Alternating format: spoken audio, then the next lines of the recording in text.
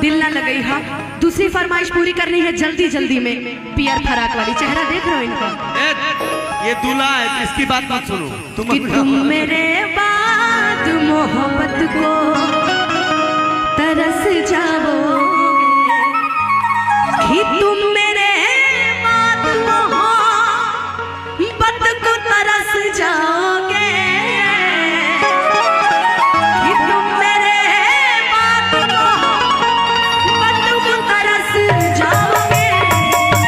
ये बात सच है कि जब रुको यार, रुको गोलू, ये बात सच है कि आज तक इधर आओ, आज तक जिंदगी में इतना नाम नहीं जुड़ा जितना तुम्हारे एंगेजमेंट के बाद जुड़ गया।